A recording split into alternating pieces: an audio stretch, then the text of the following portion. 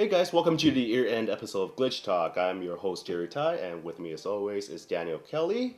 And Merry belated Christmas to you Merry all. Christmas, Happy Holidays. Yeah, I hope all of you are sober enough to watch this. But I don't know about you guys, but Christmas has always been a great time for me. Because I'm not working and everything, so it's a great time for me to barrel through a back catalog of games I've been missing. Not just from this year, not just from this year, but for past few years.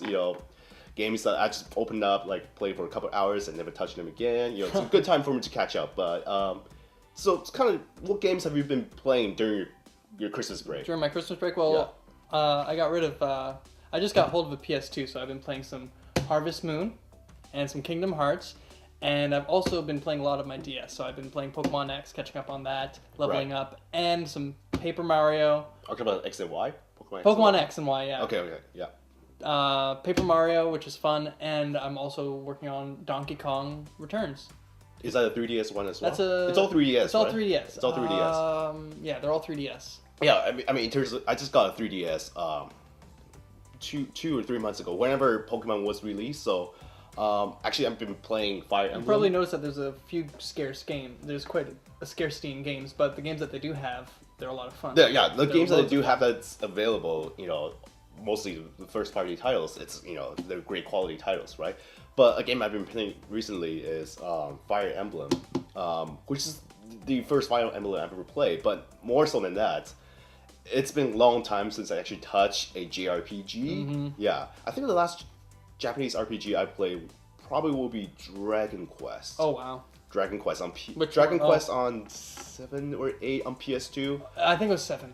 Yeah. I think it was 7, the first one. The 7th? The Goku looking guy? Which I never finished, but now I'm thinking about it. I really want to go back to it. It was a pretty difficult game. Yeah, it definitely requires a lot of lava grinding, but yeah, that's probably a game I would love to go back and play through again. Yeah. It really, because I only played for a couple hours and I kind of just stopped right there. 'Tis the season. Yeah, probably. So Fire Emblem is the game I've been playing.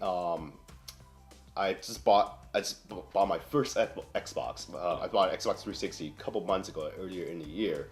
So I just been trying to catch up on all the games I missed. Mm-hmm. I finally caught up on the Halo series, Halo 1 to 4. Haven't played ODST and Reach yet. Yeah, but only main installments. The canonical ones. But right now I'm catching on Gears of War, which is so much fun. I can't believe I totally missed that. Which Gears of War? I'm still playing Gears of War 1 right now. Okay. But I'm loving it so far. The story is shit, and characters are shit. But I think that's definitely one of those games. It's all about the game mechanics and stuff like that. So that's what I've been playing in the Christmas season. I also just bought Standing Parable, which is kind of like correct me if I'm wrong. Leave me comments down below if I'm incorrect about this. But it's like a Half-Life 2 mod game. It's the best way to describe it. It's kind of like an interactive satire on the video game medium.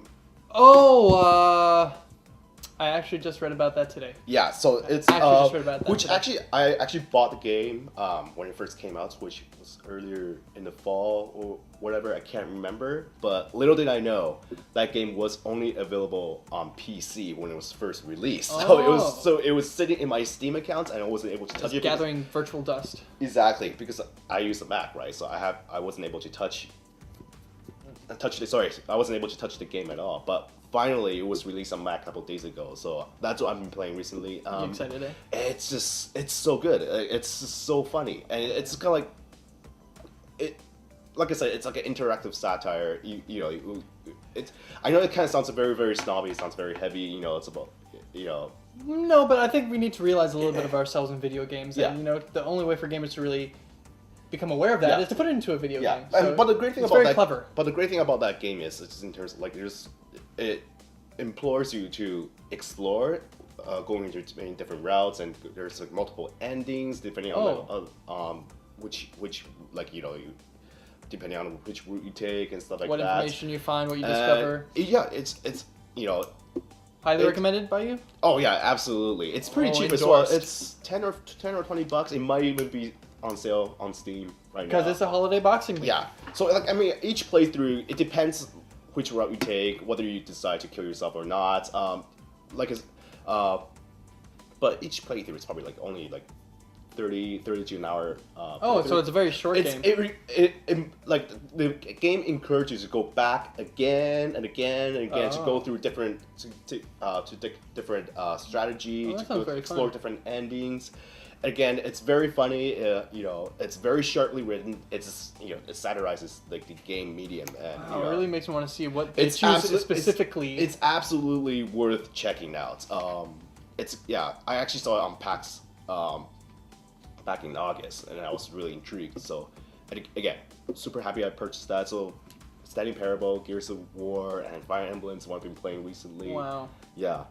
But I think overall, 2013 has been pretty fantastic. It's been a great year. Yeah. Because it's the year that you have to push the envelope on games. It's really, you have to push the engine. Well, 2013, let's get this out of the way. It's a transition year from one generation console to the next. So yeah. For the older generation console, the developers had a lot more time. They're a lot more familiar with the architecture, with the development process. They're able to take full advantage. Well, it's usually at the end. I mean, even if you look at the PS2, the last days of the PS2 when the PS3 came out, it's really a time to use the system to its fullest. Yeah. Because it's going to be discarded in a couple months to a year, right? Yeah, Games are no longer going to come out for it. So some titles have actually had a really good release on a previous generation console, and I really don't see anything changing with that this generation. It's usually like the strongest game always comes out at the end of a generation console. I mean, just look at the list of this year, the titles this year that came out. You got Last of Us, really hypersensitive reality right there. It was so good. Even the starting screen was just fantastic. You got GTA 5. There's just so many blockbuster titles. In terms of the technical level, the technical accomplishment in GTA 5, it's quite astonishing what they're able to do, right? But what were your favorite games you played in 2013? For 2013, of games I've played, hands down, Tomb Raider, the reboot. Which I heard good things about. It was amazing. I was really scared about it at first. Then I saw the trailers, and I really got hopped up on this adventure. It's such an adventure, such a cinematographic. Cinematic experience. Cinematic experience. But I haven't played it. But from what I can see, it's a very, very gritty experience. Even the art they use in the game, it is very gritty. You get that feeling. It's not your adventure fun. I'm Rich Lara Croft. Right. Yeah. This is a real, brute, down and dirty game. Yeah. They start off in the beginning. They're trying to define who Lara Croft is as a character. Before. They actually changed some of the story around too, right? Like not too much, but they had to redefine the character. They have to redefine it for a new generation. I mean, they definitely get away from this hot, seductive adventurer woman. Yeah. Right? To be not very crass about it, to this realistic portrayal of a young woman who really goes through a lot of trauma. Who's constantly assaulted. She's constantly assaulted. I can't wait for a sequel because I want to see the mental evolution of how she becomes this, because she's young. She's in university and wants to become a woman. And really a good adventurer. So that was probably one of the best top games for me this year that I played. Of course, Last of Us follows suit. It was such a new experience for me on the zombie genre, the survival genre. We talked about that earlier today, so I don't want to spend too much time on that. I mean, quite honestly, I think The Last of Us, it was just, it's hands down the best game I've ever played. The number one. I'm not even kidding about it. I'm not speaking hyperbolically. Like, it's just the best game I've ever played in my life. Yeah. And to change, I don't want to stick onto one dominating platform or another, but I would, instead of going with GTA 5, like most people would expect me to go to, I'm gonna say Pokemon X was probably one of my favorite games this year. Only because it's such a fan favorite of mine. Growing up, I played a lot of Pokemon, and it was really good to see a new view on the world. I think Pokemon X and Y is such a great fan service as well. Because fan service would probably be the best way to describe it. I mean, just on a fundamental level, they brought back a lot of the classic Pokemons. They really catered to fans. They didn't just say, okay, we're gonna revolutionize Pokemon and push a lot of things out and just feed you new stuff. I mean, yes, the fundamental gameplay is still the same, but you could just pick features. You can pick it up. Yeah, that's what's good about a new version of games. If you can pick it up. Yeah. And really be familiarized with it right away, and not worry about, am I gonna enjoy this? Am I gonna not know something? They haven't changed it for a long, long time. The only thing they changed really is just the graphics. Yeah. But we don't want to go too much. No. We have an episode about that as well. Yeah, we already had a dedicated episode it. about that. But what about you? What were your favorite moments this year? You already mentioned The Last of Us. Well, earlier before that, in March, it was Bioshock Infinite, which I'm just so blown away by. I think it was one of those. It was one of the very few games where it's not just because of like the beautiful graphics and everything, but it was because I played the game and I really felt like I was immersing myself into a culture. And, there's like real people. There's that they have own language, like their own mentality, their own cultural mentality, and I was really feel like I was exploring this world. I was really immersing myself in it, and all thanks to like the art design and the graphics is amazing as well. And people keep saying the shooting is not that great, which I wouldn't disagree with that. Even back to the original Bioshock, which was one of my favorite games of the past 7 years or so, but the gameplay is kind of repetitive. I mean, especially with the original Bioshock. I don't know about you, but I pretty much just kept electrocuting people and just like melee people in the face. And you can use that strategy throughout the entire game, and it's kind of the same thing with Bioshock Infinite. Yes, and they did the online the rail shooting component, and stuff like that. Which was but the fundamental is still the same. It's like you find your favorite vigor and you stick with that, and you just keep using it again and again and again until you maximize it. Yeah. So there are better shooters out there, and there's definitely some parts of the. But that was one of your favorites. That's one of my favorites. Yeah. And just because like it's just in terms of the politics of the game, it's political message. It was really something extremely radical, especially for a video game medium. Even modern day, they really trace roots back into colonialism. Yeah, I mean, it was definitely one of those games where it kind of challenged your perception of what this story is about. So I mean, you start off the game playing this like, oh, I'm playing this like white man, this white hero going to like and there's a kind of like. Certain and then going to like not Rapture. What's the game? What's the place called? Colombia. So you go to Colombia and you see the racism, and you see certain ethnic group being treated poorly, and you come in as this white man trying to save the day, trying to save this lady, trying to save Elizabeth. So so your initial perception would be like, you play this white man hero trying to save the world, whatever. But but throughout the game, it's turned on to year.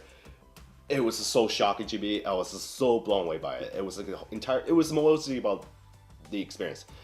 Again, like I said, shooting maybe could be better. It is. I mean, Bioshock Infinite is one of those games where you buy for the name. No, like Bioshock is like Infinite. Like it's a lot of people hate the game now for some reason. Like it was critically it was critically praised when it first came out, but now people hate it for maybe it was just whatever reason. I mean, maybe it's a hipster thing to do. I don't know. I don't know why. Personally, I didn't like the first one because I played the third one first, and I saw the graphics. I was like, ugh. Well, people keep complaining about the shooting mechanics and stuff like that, but pretty loose. And they're willing. There's so. The gameplay flaws, and then people are willing to overlook the entire package, what it's able to accomplish, which I think is really unfair, right? Yeah. I mean, if you say that's the worst game ever, just because the shooting wasn't great, and you say that's the worst game ever, I don't know. Maybe you should get a little bit broader perspective. There are worse games. There are worse games. I've played worse shooter games out there. Bioshock Infinite wasn't my favorite game, but I did have a good time until I put it down. Okay, all right. You didn't complete it. I didn't complete it. I got to about I got off the ship and Elizabeth left, and now I have to go find Elizabeth. Oh, okay. And then I was just getting. I didn't even find the any first of the lady ship, whatever. You can go through this factory. Yeah. And then I put it down and I played The Last of Us, and that was that. Yeah. So there was The Last of Us, and then there was Gone Home and Papers, Please in August. I haven't played Papers, Please yet. I have it on my Steam account again. It's just one of those things. Backlog Christmas. You got a few more days. Yeah. Well, it's an indie game as well, so it doesn't take that long to complete. It doesn't require like a massive amount of commitment from you. But Gone Home is one of the best games this year for sure. It's just fantastic. And what did it come out of? It came out of a small developer. It came out from an indie developer. They were from originally worked on Bioshock 2. That's it. That's right. But You haven't played it, right? No, but I did see a documentary. Not a documentary. I did see the developers talk about it. Yeah. And It's kind of like an interactive mystery. mystery story kind of thing. You know, it's all about environmental storytelling. There's no enemies for you to kill in the game. It's real patient. It's a real patient game. The only reason to complete the game, the only reason for you to for you to feel compelled to complete the game is you want to piece together the puzzles, figure out what happened to this family. So, yeah. So, really that's the main game. It's a mystery mechanic. game, mystery adventure, I suppose. Yeah, exactly. So I don't know. That's just some of the games. I mean, it's been a fantastic year, 2013. A lot of quality titles. Moving on from the games, though, what about some of the hypes and the highlights of the new generation console? The new generation consoles. You specifically. I remember. Yeah, I still remember the PS4 announcement back in February. Oh, so long ago, but we were all anticipating it, and it was just such an exciting moment. Yeah, but they actually did. They showed off Knack. They showed off Killzone, which turned out to be disappointing, apparently. Yeah, I mean, it's a launch title. The launch title rarely that good. It mostly should show off like the graphical capabilities of the system. That's what they're meant for. What else do I remember? I remember they show off a controller. The controller, for me, I guess I'll get used to it. I'll get used to it. No, I tried it. I tried the controller at PAX, and it was hands down the best controller. One of the best controllers I've ever held. But what else do I remember from that announcement? I remember, the big radical change for the PlayStation brand is the PS4. It's going to be like a PC architecture. And again, I won't go into technical details because personally, I don't know much. I'm not a developer myself, so I'm not going to get into it. But you know, easier development cycle for developers. You know, they don't have to worry about compatibility issues. And that's that's one of the things they focus on. Yeah, because that's the problem with PS3. You know, like most of third-party titles works better on PC and Xbox, and not on PS3 because it has its own. I think that's a very smart decision of them to do. No, well, it definitely hurt them this generation. That's why they switched everything to the PC architecture. Well, that's what I'm saying. Which a lot of people argue, you know, PC consoles that are turning into more like PC. What's the point of having home console now? Blah blah blah. But I don't want to get into that argument right now. That's another episode for another time. Exactly.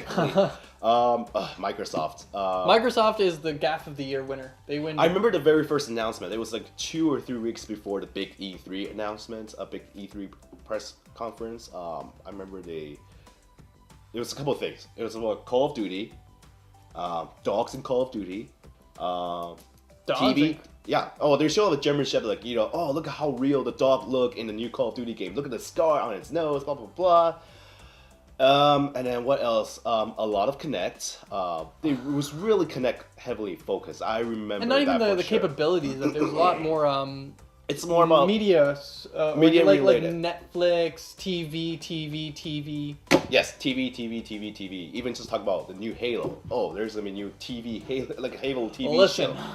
So TV, a lot of sports. A lot of sports. Yeah, which I think, you know, if you're a guy who watches a lot of sports, I guess I can see why the Xbox One appeals to you. But I remember there was this outcry. It was a very controversial press. A lot of people got conference. FIFA 2014 and they were disappointed when they opened it from their gifts. But it was after a few days after that, the initial press. So what Microsoft did was they split it in. I don't want to get into too much detail, but they split it into.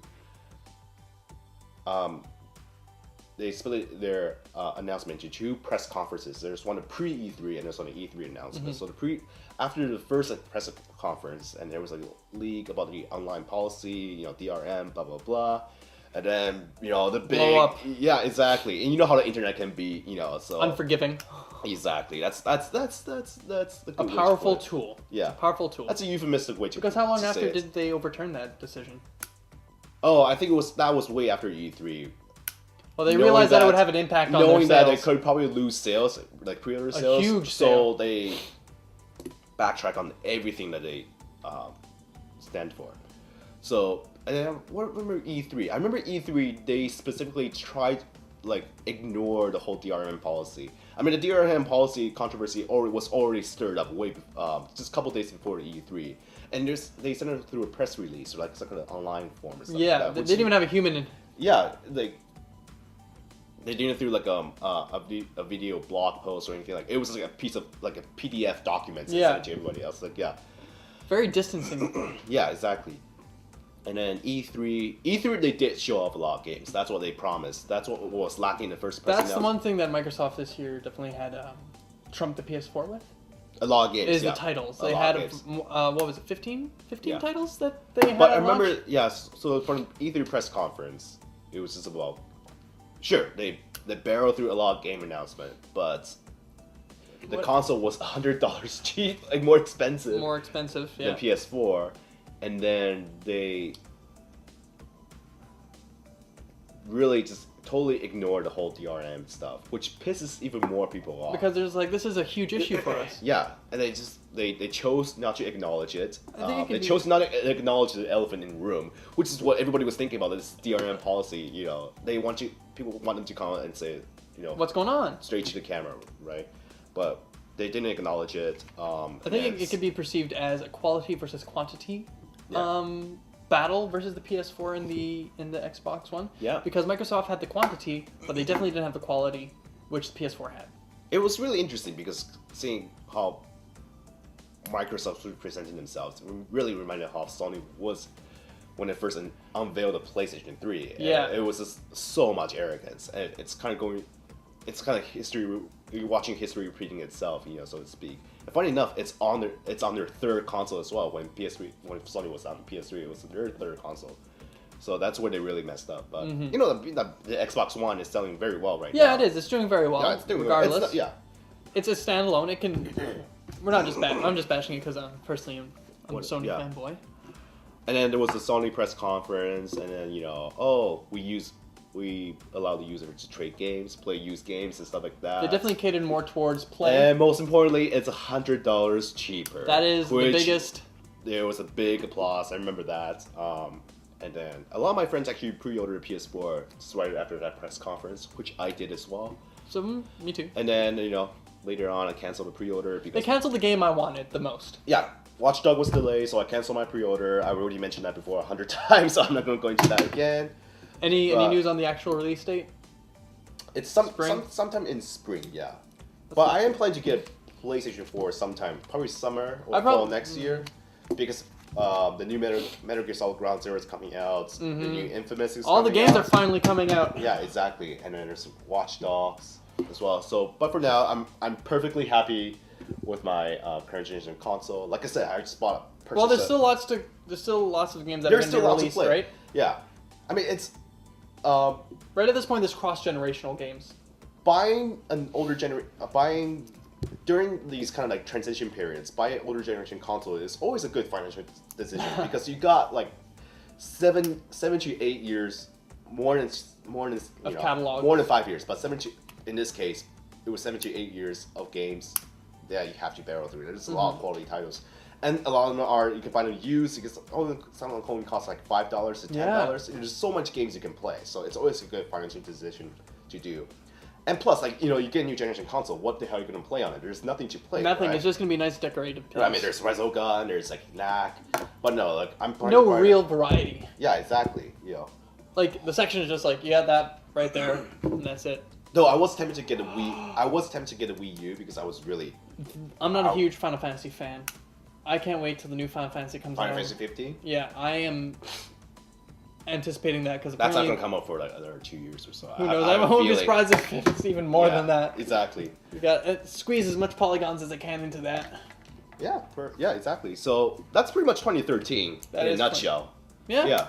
I think we covered some. So you know, we're kind of transitioning to a new generation console, the 8th generation console to be more specific. from the beginning. But for you personally, in the past 7 to 8 years, what were some of the defining moments of the 7th generation console? And when I say 7th, it's Xbox 360, PS3, and Wii. Not counting the Wii U because, well, Wii U is kind of stuck in a weird place. It's not a It's next limbo. generation. It's not in the next generation console, but it's not the like. It's really weird how Nintendo is really positioning themselves. Well, one of the things that really stood out to me, it doesn't seem so significant now that it's the end of this generation, but the move to wireless controllers. Wireless control. Oh yeah. Wireless controllers. Which, no going if back. you think about it now, it's like that's a ridiculous thing to say. demand. Of course, everything has to be wireless, but I remember. But it was back very when- big. It was very big. I remember back when when the 360 and a PS3 came out, everything's not everything, but the controllers are wireless. That was such a huge selling point for them because everybody we no longer have you have to coil up the wires, which I freaking hate. You know, you're not tripping over anything, so wireless controllers. So yeah, and that was one of the really important things. Okay, that's and it couldn't go it's without being said. Small factor, but huge effect. Speaks volume. Yeah. Then there was the downloadable content. Well, downloadable content and like indie extra games. levels. Well, indie games, not so much for me. But that was huge. It was a huge new platform, I guess, and that. To summarize it, digital distribution. Digital kind of distribution. sums everything up. Yeah. Those are really the two main factors. Blu-ray player, the predictive Well, that's only on PS3. Yeah. Yeah, but that was a cool move because Yeah. Blu-rays are really effective now. People are using them. Or HD gaming. HD gaming, yeah. Oh, I got something for the next generation. Well, that's the one thing where people are complaining about the new generation, well, the current generation, which is the PS4 and the Xbox One, because it's not a big generation jump from one console to the next. If you look at PS1, jumping the sixth generation consoles, so the N64, the PS1, jumping into PS2 and GameCube and Xbox. There's a huge difference. There's a huge difference, and then you can see another big leap into 360 and PS3. Well, very good observation. Yeah. So it's just a more powerful engine. The big thing was the HD gaming. You know, I remember back then. You know, HD television were still so expensive. I remember I purchased my PS3. Well, whenever Metal Gear Solid 4 came out, but that was probably 2008 or so. Correct me if I'm wrong. That's about right. Yeah, that's about right. I remember the HDMI cable cost like 100. No, not 100, like 30 or 35. There's still that price. Is there still that price? There's still that. I just bought one. Oh, that's ridiculous. Yeah. It didn't even come with my HD Blu-ray player. Yeah. Well, now they do, but again, HD television sets was like $1,500 or something like that. And now it's going down. Yeah, now it's going HD, down. But what about what stood out to you in this generation? This past generation? Well, the biggest thing was, well, we're going to mention the DLC and digital distribution, downloadable games, indie games, and stuff like that. Again, which actually, I think it's a great aspect of the whole gaming medium because, you know, first of all, indie games are cheaper and they're shorter to beat. So if you have a lot of bills to pay and you don't have the time in the world to play, you recommend indie games are a great way to go. Another biggest factor that really defined last generation was the growing popularity of shooters, third-person or first-person shooters. You know, Call of Duty had a huge, Call of Duty, the best, probably the number one shooter franchise all over the world. And there was Halo, Gears of War. You know, like the shooter genre is growing so popular to a point where now the current one, Ghosts. No, current. I'm talking about like the consoles. People are designing their controllers to suit the shooter needs. You know, it has to be. You know, would this controller feel good playing a first-person, third-person shooter? That's how popular it's grown. You know, it's one of the defining factors. But for better or for worse, you know, I definitely enjoy a lot of shooters. I mean, the first. Oh, before the 7th generation console, the first great shooter I would say would probably be Resident Evil 4. Yeah. You know, that's really started the whole thing. You know, like once you go into like you're shooting something, the camera goes to behind like a third. You carry comfort like over a the quarter, shoulder, like 1/3 of a screen going over the shoulder. You have to really aim your gun and stuff like that, and then that kind of spawned a whole bunch of. I felt really comfortable playing Resident Evil 4. It still has aged very, very well. Yes, I know people can complain, like you still can't move back, you can't move while you shoot, blah blah blah blah. Well, that's what happens when you go back and play older games. But right? the thing is, like the game was designed from the ground up to be a slower paced shooter. It's not like you're dodging stuff. Yeah, it's not action packed. Well, it is action packed. It's more action packed compared to a past Resident Evil, but you know, it's not all in your face at once. You have to. I remember the big revelation, the big advancement in that genre was, you know, you can really aim your gun and you can choose to shoot which body parts of the enemy. Yeah, stuff like that. So that was and then kind of Gears of War kind of took that concept and, you know, they add cover mechanics, which a lot of games now borrow these days. Well, also cinematography wise, there's been a huge increase in Oh, motion capture. Motion Yeah. capture was It's a huge games year have for a lot more cinematics and stuff like that. They're becoming more story oriented. Like For sure. Especially this year. This year for sure. Lots of- like I said, Bioshock Infinite, Last of Us, Gone Home. Super. let's even talk about just quickly Heavy Rain and Beyond Two Souls. Those are on right there. Yeah, Oh. but the story's aren't that great. No, Beyond but, Two Souls, I have mixed feelings about. There's definitely great moments in there. yeah, great but- moments. But I'm just talking about motion capture wise and story, cinematography wise. Yeah. It's really a step forward for Yeah. a new genre. Yeah, exactly. And then, oh, well, we have to talk about this. Motion gaming of last generation. So Which, I don't know. I did not use. Well, did you have a Wii? You must have a Wii. Everybody did. I did not purchase a Wii. I was surrounded by a Wii. Yeah. I did use the Yeah. Wii control, the Yeah, remote. yeah. I do not like the current style of. It's not for me. Well, there was such a huge market for motion gaming. There was such an obsession about it. Yeah, I like mean, getting the that Wii- technology out. Nintendo really, set the bar, but they A precedent. open up a whole new market just because of the whole motion gaming concept, Mm. right? I mean, look, if you get my parents somehow interested in gaming, that's a huge accomplishment in itself. Mhm. And so credit must be given where it's due. You must acknowledge the fact that the industry has grown a lot because of absolutely. Nintendo and because of Wii. For me personally, I have mixed feelings about motion gaming, but I remember my mom was actually interested in getting a Wii. She actually lined up for it at the Toys R Us. It was back in November of 2006 or something. I can't remember. Whenever we was released, and then we just play a whole bunch of Wii Sports. Yeah, no, it's also a great family platform. Yeah. It really gets the I family remember together. it was super fresh at that time. I was like, oh my god. That's why it is in everybody's living room. Yeah, it is in everybody's living room, and then after 2 or 3 months, it was in everybody's closet collecting dust. Yeah, nobody was playing it. Because they didn't market it properly. Yeah. They didn't And release to be- new things for it. Yeah. I mean, so that's a whole. That motion gaming, like I said, motion gaming did bring in a whole new audience into the industry. But at the same time, just because the same people who purchased a Wii for Wii Sports for motion gaming, that kind of stuff, they didn't line up for an Xbox One or PS4. So it's kind of like, and now Nintendo's Yeah. really alienating them. With Wii U, there's not the. They kind of backed themselves into a corner. Yeah, exactly. So, I mean, yes, the industry did grow because of Wii, because of motion gaming, but they didn't keep coming back for more. No, they're just like, I had enough. I had enough. Yeah, it was like a phase. How many yeah. Mario games came out? And the best motion games, or not, I wouldn't say motion games, but the best Wii games it was Super Mario Galaxy. It was one of my favorite games of all time. But even then, that wasn't a game where that was the game only possible on Wii. It's like this can be easily translatable into a traditional controller configuration, right? Well, you know what? Let's give it to I mean, yes, you can point a Wii remote, you can shake it around, your Mario can spin, but it's like, okay, well... If there are points for ingenuity and creativity, Nintendo gets it. That's the only you thing. must give them credit. They were trying to do something different With the Wii U, right? With what Microsoft and Sony was doing. They totally took a different direction. Is it working for them? Well, this sounds like a conversation for another time. Well, if you look at the numbers, ultimately it did. I mean, we sold more than 90 million consoles. That's a pretty good number. That's a healthy number. And how many of those are in the closet?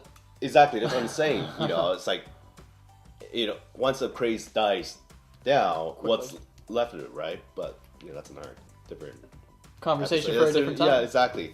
So, and then because of motion gaming, and I remember Sony's really trying to Get into that market as well. Same thing with Microsoft. They go in a different direction. With Microsoft, obviously, they go with Kinect, which for me personally, I haven't heard any single good games that really utilizes the technology. Not yet. It wasn't It's that still great. early. It wasn't even that great either. I remember there was one, really, one of the flaws of the original Kinect on 360 was, it's unable to detect really dark skin colors. Oh, I remember that when it first came yeah, out. so if you're black, you can't can't play the Kinect. It's Kinect racist. That was the article. Exactly. So, and then obviously with PS3, with Sony, you're getting into a whole the move. motion in the PlayStation Move, which I only used once. It's I haven't heard much about it. It's not really blowing up. Yeah. Well, they didn't even mention it. Like, are there gonna be Well, any it's motion definitely gaming for not PS4? their main. So It's definitely not the main function or what they're trying to really focus on. For I mean, this console. to be honest, like, what games on the Wii was really only capable on, like, you're not able to translate that game into other platforms. For me, the only one I can really think of is probably like Zelda Skyward Sword, which really requires you to use it. Yeah, it tracks your motion properly, stuff like that. Yeah, you're right. Nothing really comes to mind that's Yeah. really. They all can really be translatable. Yeah, exactly. Like I said before, Super Mario Galaxy. Yes, people can argue, oh, you had to hold the Wii remote, you had to shake it, and then Mario would spin and stuff like that. It's still but very even childish. then, even then, yeah, because all the traditional controllers, they have gyroscopes in them. Mm-hmm. They can still detect your motion, so it's not something like I absolutely need Wii remotes and stuff like that. I So think I could live my life without a Wiimote. I wouldn't say motion gaming is a waste of time. I mean, ultimately, Gaming is a waste. it of did. time. Yeah, I mean, motion gaming ultimately it did bring in a different class of gamers into the industry, Opened up the new market. open up new markets, and and that was really. I remember back then when Wii was all the rage. There was a big argument. Oh, is Wii Sports considered a game or An activity. an activity, or people? I remember when I was getting worked out about this, but for people who are only interested in motion gaming, who are only interested in Wii Sports, are they considered gamers? Oh. And then there was a whole big controversy about it, and then but that really opened up the whole quote unquote casual gaming market. And of course, iPhone. Oh. Smartphone came in, and then Whole new, yeah. yeah, and then What is it? Angry, yeah, and then it's like Angry Birds and stuff like that. So that Birds. definitely Angry opened up. Birds is on a console. I could buy a disc and play Angry Birds. Yeah, exactly. That's weird. Yeah. So Well- I don't know. Yeah, those are some of my favorite, most defining factors of the last generation. And we have to look forward to 2014 with all the new Yeah. news and wonderful things these companies have in store for us. Yeah. There Well, are can you more- name? Just kind of wrap up this episode. Can you name some of your favorite games from the past 7 to 8 years? 7 On to top 8 of your years. head. Metal Gear Solid. Metal Gear Solid 4. Metal Gear Solid 4. I can name it. One of my least favorite games. Castlevania Lord of the Shadows. My top winner, because I'm a fan favorite, would have to be Metal Gear Solid 4. That is going to be a timeless game. I can Yeah. play that game over and over again. There's just I so haven't much. played that game in a long. Oh my time. gosh, I need to buy it, play it, then loan it to you. Yeah.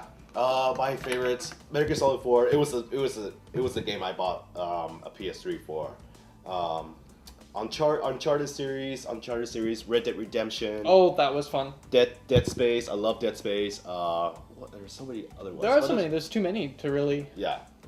I mean, there's God of War 3 was pretty good as well.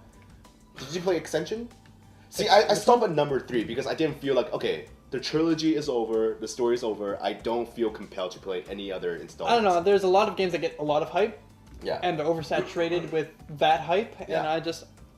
Maybe I'm a hipster in that sense, but if Yeah. something's overhyped and everyone has it, I don't want it. Yeah. Because I don't You know what's also really disappointing about that generation console? No good Final Fantasy game. You're right. No, none. I I mean, I didn't hate 13 as much as other people did. I thought I did not like 13A. I found the character too cold and too emotionless. I just didn't like it. It's just like me playing. Was it because it was too? I feel like she was a female version of Squall. Leave me alone. Well, okay, but it's just in terms of game mechanics, so like. No, I didn't even like that. It was just. It was very. Did you find it I too felt linear like, for your taste? I felt it was so linear. A lot of Yeah. hacking. Yeah, because the game didn't really open up until like. You know what? I would have loved to explore that last world. third, yeah. I would have loved to explore that world, and even just like the where you played at the beginning 3 different parties. Yeah.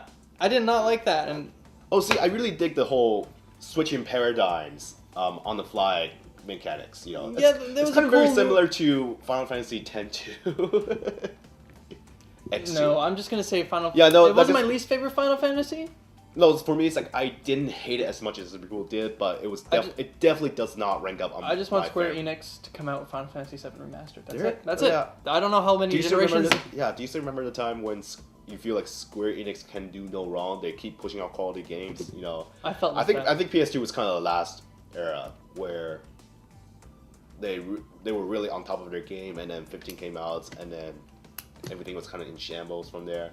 So I'm hoping for 15 is really their big comeback. Well, it looks good so far. There's Kingdom Hearts 3. There's Kingdom Hearts 3. Yeah, I'm interested in trying that one out. Yeah. What else? What is? Yeah. I mean, oh my god, I still love Red Dead so much. Just thinking about that game, I already mentioned that game. GTA in the West, the old GTA, West. yeah. Well, I think the reason why I loved Red Dead over GTA so much is because of its setting. It's a Western setting. It's so much more exotic, you know. I don't want to get into a car. I'd rather, rob a carriage. Ride a horse, go through like a field. Lasso some I criminals remember up. playing that game. There are a lot of times where I didn't even bother doing any mission. I just go Riding on a horse? On a map, yeah, hunting, and you're watching the sun go up and down, the sunset and sunrise. I wish I could name my character and call him Clint. Yeah. Can you name your character? No, you can't. Right? No, you can't. Yeah. But if there's any games that stood out to you this year, we'd definitely like to leave hear your about comments that. down below. What were your favorite games of last generation console? And what were some of the defining factors of this?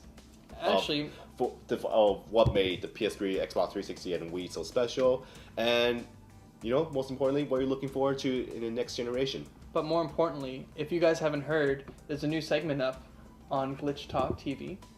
Glitch TV, not Glitch Talk. TV. Glitch TV. Yes. You want to tell them about Glitch it? TV is basically a brand new Let's Play series that's going to be another major component of a Glitch channel. So If there's any maybe games but one that thing, they one want to thing see us we're play. so what's on the channel right now is Glitch TV, a Let's Die series. A Let's Die series is pretty much I get a group of friends who don't necessarily consider themselves gamers. It's and they attempt to play through a survival horror game. Most likely we don't play through the entire game. Just play through a section of it. Well, we definitely want you to check that out. Yeah, and we're also doing our own Let's Play series as well. We're open to recommendations of games you guys want to see us play. Yeah. Well, you haven't played Gone Home yet, so I think that's one game. Oh, yeah, we can do that I'm one. forcing you to sit down and play. I got 4 hours. Yeah, exactly. But anyway, so leave your comments down below. Don't forget to click like and subscribe to our channel, and we'll see you in 2014. Woo! All right. Happy New Year's, everyone. See you later.